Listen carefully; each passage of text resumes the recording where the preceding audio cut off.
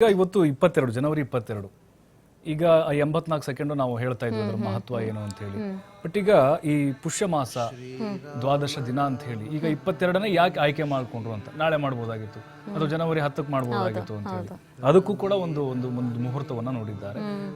ರಾಮ ಸಹ ನಮ್ಗೆ ಗೊತ್ತಿರೋ ಹಾಗೆ ವಿಷ್ಣುವಿನ ಒಂದು ಅವತಾರ ತಾಳಿಯನ್ನ ಮಾಡಿದ್ದ ಅಂತ ಹೇಳಿ, ಆಮೆ ರೂಪದಲ್ಲಿದ್ದ, ಆಮೆ ರೂಪವನ್ನ ತಾಳಿದ್ದ ಅಂತ ಹೇಳಿ. ಆ ಹಿನ್ನೆಲೆಯಲ್ಲಿ ಇವತ್ತಿನ ಒಂದು ದಿನವನ್ನ ಅಂದ್ರೆ ವಿಷ್ಣುವಿನಿಗೆ ಸಮರ್ಪಕವಾಗಿರಲಿ, ಆ ರೂಪದಲ್ಲಿ ಕಣ್ತುಂಬಿಕೊಳ್ಳಿ ಅಂತ ಹೇಳಿ ಆ 22ನ್ನ ಆಯ್ಕೆ ಮಾಡಿದ್ದಾರೆ.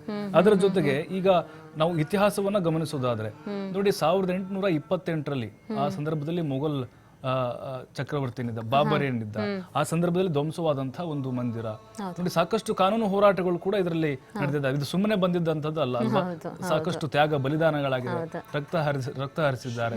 ಕೇವಲ ಕಾನೂನಾತ್ಮಕವಾಗಿ ಆಗಿದ್ರೆ ಇದು ಬಹುಶಃ ಇನ್ನು ಹಾಗೆ ಪೆಂಡಿಂಗ್ ಇರ್ತಿತ್ತು. ಹೌದು ಹೌದು. ಈಗ ನಾವು ಸಾಮಾನ್ಯವಾಗಿ ಯಾವುದೋ ಒಂದು ದೇವಸ್ಥಾನ ಮಾಡ್ತೀವಿ, ಕಟ್ತೀವಿ ಅಂತ ಅಂದಾಗ ಹಣ ಇದ್ರೆ ಮಾಡ್ಬೋದು, ಜಾಗ ಇದ್ರೆ ಮಾಡಬಹುದು ಅಂತ, ಊರಲ್ಲಿ ಯಾರೋ ದೊಡ್ಡವರು ಇದ್ದಾರೆ ಅಂತಂದ್ರೆ ಮಾಡ್ತಾರೆ ಅಂತ. ಅದೇ ರಾಮ ಮಂದಿರ ವಿಚಾರದಲ್ಲಿ ಅದು ಹಾಗಾಗಲಿಲ್ಲ, ಸುಮ್ಮನೆ ಬರಲಿಲ್ಲ. ಎಷ್ಟೋ ಬಲಿದಾನಗಳಾಯಿತು, ಎಷ್ಟೋ ಹೋರಾಟಗಳಾಯಿತು. ಅದು ಎಷ್ಟರ ಮಟ್ಟಿಗೆ ಅಂತಂದರೆ ಪ್ರತಿಯೊಬ್ಬರ ಮನಸ್ಸಿಗೂ ಆಘಾತ ತಂದಿದ್ದೂ ಇದೆ, ಆನಂದ ತಂದಿದ್ದೂ ಇದೆ. ಏನೋ ಒಂದು ನೆಮ್ಮದಿ ಅನ್ನೋದು ಕೊನೆಯದಾಗಿ ಸಿಕ್ಕಿರೋದು ಇದು ರಾಮ ಮಂದಿರ ಅನ್ನುವಂಥದ್ದು.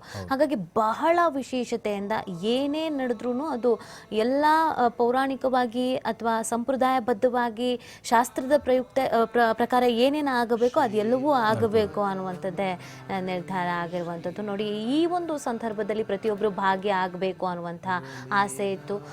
ಎಲ್ಲ ನಾಯಕರುಗಳು, ರಾಜಕೀಯ ಪಕ್ಷದ ಮುಖಂಡರು, ಈಗ ರಜನಿಕಾಂತ್ ಅವರು ಕೂಡ ಆಗಮಿಸಿದ್ದಾರೆ. ಸೂಪರ್ ಸ್ಟಾರ್ ರಜನಿಕಾಂತ್ ಅವರು ಆಗಮಿಸಿರುವಂಥದ್ದು.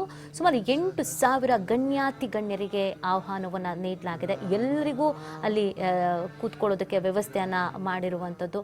ಅದು ರಾಜಕೀಯ ಮುಖಂಡರಾಗಿರ್ಬೋದು, ದೊಡ್ಡ ದೊಡ್ಡ ಬಿಸ್ನೆಸ್ ಮ್ಯಾನ್ಗಳಾಗಿರ್ಬೋದು, ವಿವಿಧ ಕ್ಷೇತ್ರದಲ್ಲಿ ಸೇವೆ ಸಲ್ಲಿಸಿದ, ವಿವಿಧ ಕ್ಷೇತ್ರದಲ್ಲಿ ಹೆಸರನ್ನು ಗಳಿಸಿರುವಂತಹ ಗಣ್ಯಾತಿ ಗಣ್ಯರಿಗೆ ಆಹ್ವಾನವನ್ನು ನೀಡಲಾಗಿತ್ತು. ಅವರೆಲ್ಲರೂ ಕೂಡ ಆಗಮಿಸ್ತಾ ಇದ್ದಾರೆ. ಎಲ್ರಿಗೂ ಇದೊಂದು ಖುಷಿಯ ವಿಚಾರ, ಎಲ್ರಿಗೂ ಇದೊಂದು ಹೆಮ್ಮೆಯ ವಿಚಾರ. ನಾವು ಈ ಐತಿಹಾಸಿಕ ಕ್ಷಣಕ್ಕೆ ಗತಕಾಲದ ವೈಭವ ಅಂತ ಏನು ಕರಿತಿದ್ವೋ ಅದು ಮರುಕಳಿಸ್ತಾ ಇದೆ. ಅದನ್ನು ನೋಡಬೇಕು ಅನ್ನುವಂಥದ್ದು ಪ್ರತಿಯೊಬ್ಬರ ಆಸೆ ಆಗಿರುತ್ತೆ. ಅದರಲ್ಲಿ ಭಾಗ್ಯ ಆಗ್ತಾ ಇರುವಂಥದ್ದು ಇನ್ನೇನು ಕೆಲವೇ ಕ್ಷಣಗಳು ಮಾತ್ರ ಬಾಕಿ ಇದೆ. ಈಗಾಗಲೇ ಪ್ರಧಾನಿ ನರೇಂದ್ರ ಮೋದಿ ಅವರು ಕೂಡ ರಾಮನೂರಿಗೆ ಆಗಮಿಸಿದ್ದಾರೆ. ವಿಧಿವಿಧಾನಗಳು ನೆರವೇರುತ್ತೆ. ಮೋದಿಯವರು ಅಂತ ಅಂದಾಗ ನಾವು ಈ ಹಿಂದೆ ಕೂಡ ಅವರನ್ನು ನೋಡಿರ್ಬೋದು. ಯಾವುದಾದ್ರೂ ಒಂದು ದೇವಸ್ಥಾನಕ್ಕೆ ಭೇಟಿ ಕೊಡ್ತಾರೆ ಅಂತಂದರೆ ಕಠಿಣ ರಥಗಳು, ಆ ದೇವಸ್ಥಾನಕ್ಕೆ ಸಂಬಂಧಪಟ್ಟಂತೆ ಏನೆಲ್ಲ ಆಚರಣೆಗಳು, ವಿಚಾರಗಳು ಇರುತ್ತೋ ಅದೆಲ್ಲವನ್ನ ಅವರು ವಿಧಿವಿಧಾನಗಳನ್ನು ನೆರವೇರಿಸ್ಕೊಳ್ತಾರೆ. ಇದು ರಾಮ ಮಂದಿರಕ್ಕಾಗಿ ಮಾತ್ರ ಅವರ ರಥ ಅಲ್ಲ, ಈ ಹಿಂದೆನೂ ಕೂಡ ಹಲವು ಸಂದರ್ಭದಲ್ಲಿ ಅವರು ರಥವನ್ನು ಮಾಡಿರೋದಿದೆ. ಈ 11 ದಿನಗಳ ರಥ ನೋಡಿ, ಕೆಳಗಡೆ ಮಲಗಬೇಕು, ಹಾಸಿಗೆ ಮೇಲೆ ಮಲಗೋ ಹಾಗಿಲ್ಲ, ಎಳನೀರನ್ನು ಸೇವಿಸಬೇಕು, ಬ್ರಾಹ್ಮಿ ಮುಹೂರ್ತದಲ್ಲಿ ಎದ್ದೇಳಬೇಕು. ಒಬ್ಬ ದೇಶದ ಪ್ರಧಾನಿ ಆದವರು ಒಂದು ಜವಾಬ್ದಾರಿಯುತ ಸ್ಥಾನವನ್ನು, ಯಾಕಂದರೆ ನಾವೆಲ್ಲ ಮಾಡಬೇಕು ಅಂತಲ್ಲ, ನಮ್ಮೆಲ್ಲರ ಪ್ರತೀಕವಾಗಿ ಅವರು ಮಾಡಿರುವಂಥದ್ದು ಆ ಜವಾಬ್ದಾರಿಯನ್ನು ತುಂಬಿರೋದಿದೆಯಲ್ಲ, ಅದು ನಿಜವಾಗ್ಲೂ ಕೂಡ ಹೆಮ್ಮೆ ಅಂತ ಅನಿಸುವಂಥದ್ದು. ಹಾಗಾಗಿ ಅವರು ಇವತ್ತು ರಾಜ, ಅವರೇ ಇವತ್ತು ಯಜಮಾನ, ಅವರೇ ಇವತ್ತು ಅಯೋಧ್ಯೆಯಲ್ಲಿ ಎಲ್ಲವನ್ನೂ ಕೂಡ ಮಾಡುವಂಥದ್ದು. ಇದು ನಿಜವಾಗ್ಲೂ ಕೂಡ ಬಹಳ ವಿಶೇಷ ಅನಿಸುತ್ತೆ. ಇನ್ನೇನು ಸರಾಯು ನದಿ ತೀರಕ್ಕೆ ತೆರಳ್ತಾ ಇದ್ದಾರೆ. ಅಲ್ಲಿ ವಿಶೇಷವಾಗಿ ಪುಣ್ಯ ಸ್ನಾನ ಅವನ್ನು ಮಾಡಲಾಗುತ್ತೆ. ಮತ್ತೆ ಅಲ್ಲಿಂದ ರಾಮ ಮಂದಿರಕ್ಕೆ ಬರ್ತಾರೆ. ಪ್ರಭು, ಇವತ್ತಿನ ವಿಶೇಷತೆಯನ್ನು ನೀವು ಹೇಳ್ತಾ ಇದ್ರಿ. ಈ ಡೇಟ್ ಕೂಡ ಅಷ್ಟೇ ಮುಖ್ಯವಾಗಿದೆ. ಯಾಕಂದರೆ ಎಲ್ಲರ ಪ್ರಶ್ನೆ, ಯಾಕೆ 22ನೇ ಆಯ್ಕೆ ಮಾಡಿಕೊಂಡ್ರು, ಬೇರೆ ದಿನಗಳಲ್ಲಿ ಮಾಡ್ಕೋಬಹುದಿತ್ತಲ್ಲ ಅಂತ. ಅಂದರೆ ಈ ಲಗ್ನ, ಈ ಮುಹೂರ್ತ ಅನ್ನುವಂಥದ್ದು ಅಷ್ಟರ ಮಟ್ಟಿಗೆ ಮಹತ್ವವನ್ನು ಪಡ್ಕೊಂಡಿದೆ ಅಂತ. ಈಗ ಪ್ರಭು, ಈ ಹಿಂದೂಗಳಲ್ಲಿ ಅಂದರೆ ಎಲ್ಲ ಧರ್ಮಗಳಲ್ಲೂ ಒಂದು ಪವಿತ್ರ ಸ್ಥಳ ಅನ್ನೋದು ಇದೆ. ಹಿಂದೂಗಳಲ್ಲಿ ನಾವು ಇಲ್ಲಿವರೆಗೂ ತಿರುಪತಿನ, ಕಾಶಿನ ಎಲ್ಲ ಅಂದ್ಕೊಳ್ತಾ ಇದ್ವಿ. ಜೀವಮಾನದಲ್ಲಿ ಒಮ್ಮೆ ಆದರೂ ಭೇಟಿ ಕೊಡಬೇಕು ಅಂತ ಈ ಅಯೋಧ್ಯೆಯನ್ನು ಕೂಡ ಇನ್ಮೇಲೆ ಅಂದ್ಕೊಳ್ತಾರೆ. ಅದು ಎಷ್ಟು ಇಷ್ಟ ಅನ್ಸುತ್ತೆ ಅಥವಾ ಕುತೂಹಲ ಅಂತ ಅನ್ಸುತ್ತೆ, ಅದ್ರ ಬಗ್ಗೆ ನೆನ್ಸ್ಕೊಳ್ಳೋದಾದ್ರೆ? ನಿಜ ನಿಜ, ನೀವು ಹೇಳಿದಾಗೆ ಈಗ ಸಾಯೋದ್ರೊಳಗಡೆ ನೀವು ಈಗ ರಾಮ ಮಂದಿರದ ಹಾಗೆ ಫಿಕ್ಸ್ ಆಗಿಬಿಡುತ್ತೆ ನೋಡಿ. ಹಿಂದೂಗಳಿಗೆ ಒಂದು ಪವಿತ್ರವಾದಂತ ಸ್ಥಳ ಈಗ ರಾಮ ಮಂದಿರ, ಅಯೋಧ್ಯೆ ಅನ್ನೋದು ಫಿಕ್ಸ್ ಆಯ್ತು. ಹಾಗಾಗಿನೇ ಈಗ ಪ್ರತಿಯೊಂದು ಹಿರಿಜೀವಗಳು ಕೂಡ ಅದೇ ಕನಸನ್ನ ಕಟ್ಕೊಂಡಿರ್ತವೆ. ನಾನು ಒಂದ್ಸಲ ಆದ್ರೂ ಅಯೋಧ್ಯೆ ಕರ್ಕೊಂಡು ಹೋಗು, ನಾನು ರಾಮನ ದರ್ಶನ ಮಾಡಬೇಕು ಅಂತ. ಎಷ್ಟೋ ಜನ ಶಬರಿಕಾದಾಗ ಕಾಯ್ತಾ ಇದ್ದಾರೆ, ರಾಮನ ದರ್ಶನ ಮಾಡಬೇಕು, ಅಲ್ಲಿ ಅಯೋಧ್ಯೆಗೆ ಹೋಗಿ ಮಾಡಬೇಕು ಅಂತ. ಮನೇಲಿ ಫೋಟೋ ಇಟ್ಟು ಪೂಜೆ ಮಾಡೋದು ಬೇರೆ, ಮೂರ್ತಿ ಇಟ್ಟು ಪೂಜೆ ಮಾಡೋದು ಬೇರೆ. ಒಮ್ಮಾದ್ರೂ ನಾನು ವಿಸಿಟ್ ಮಾಡಬೇಕು ಅಂತ ಕನಸ್ಕೊಂಡಂಥವ್ರು ಬಹಳ ಜನ ಇದ್ದಾರೆ. ಪ್ರಧಾನಿ ನರೇಂದ್ರ ಮೋದಿ ಅವರು ಕೂಡ ಈಗಾಗಲೇ ಆಗಮಿಸಿದ್ದಾರೆ ಅಯೋಧ್ಯೆಗೆ. ಕೆಲವೇ ಕ್ಷಣಗಳಲ್ಲಿ ರಾಮ ಮಂದಿರಕ್ಕೆ ಅವರು ಕೂಡ ಬರ್ತಾರೆ. ಏನು ವಿಧಿವಿಧಾನಗಳು ಶಾಸ್ತ್ರೋಕ್ತವಾಗಿ ನೆರವೇರುತ್ತೆ. ಆ ಒಂದು ಕ್ಷಣ ಐತಿಹಾಸಿಕವಾದಂತಹ ಗಳಿಗೆಯನ್ನು ಕಣ್ತುಂಬಿಕೊಳ್ಳೋಕೆ ನೋಡಿ, ಬರೀ ಸಾಧು ಸಂತರೇ ಕಾಣಿಸ್ತಾ ಇದ್ದಾರೆ, ಬರೀ ಕೇಸರಿ ಕಾಣಿಸ್ತಾ ಇದೆ ನಮಗೆ.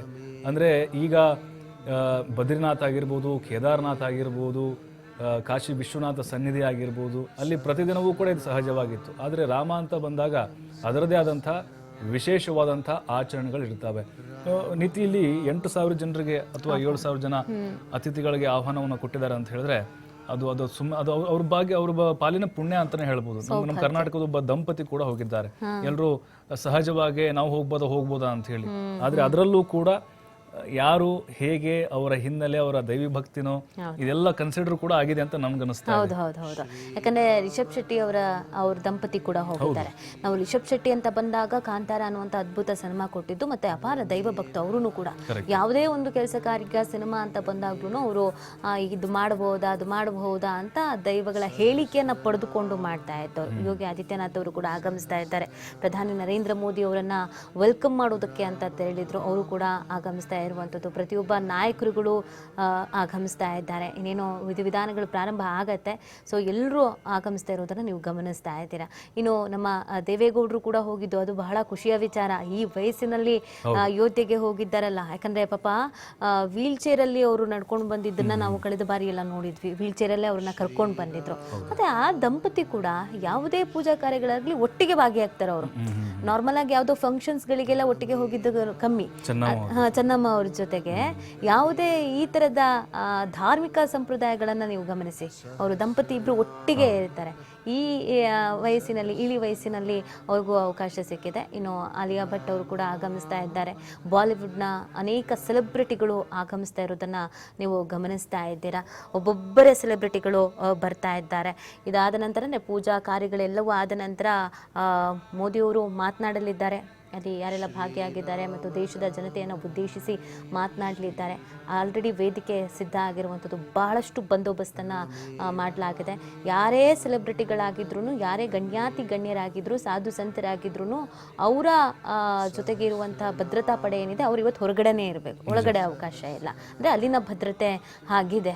ಯಾಕಂದರೆ ತುಂಬ ಜನ ಬಂದುಬಿಡ್ತಾರೆ. ಭದ್ರತೆ ಅಂತಂದ್ರೆ ಅವ್ರವ್ರ ಜೊತೆಗೆ 4-5ರಿಂದ 6 ಜನ ಹೋಗ್ಬಿಡ್ತಾರೆ. ಸೊ ಹಾಗಾಗಿ ಸೆಲೆಬ್ರಿಟಿಗಳು ಆಗಮಿಸ್ತಾ ಇದ್ದಾರೆ. ನಮ್ಮ ಸ್ಯಾಂಡಲ್ವುಡ್ನಿಂದಲೂ ಕೂಡ ರಿಷಬ್ ಶೆಟ್ಟಿ ಅವರ ದಂಪತಿ ಹೋಗಿದ್ದಾರೆ. ಅವರು ಬಹಳ ಖುಷಿ ವ್ಯಕ್ತಪಡಿಸ್ತಾ ಇದ್ರು. ನನ್ನ ಪುಣ್ಯ ಇದು, ನನ್ನ ಸೌಭಾಗ್ಯ ಇದು, ನನಗೆ ಅವಕಾಶ ಸಿಕ್ಕಿರೋದು ಅಂತ ಹೇಳ್ತಾ ಇದ್ರು.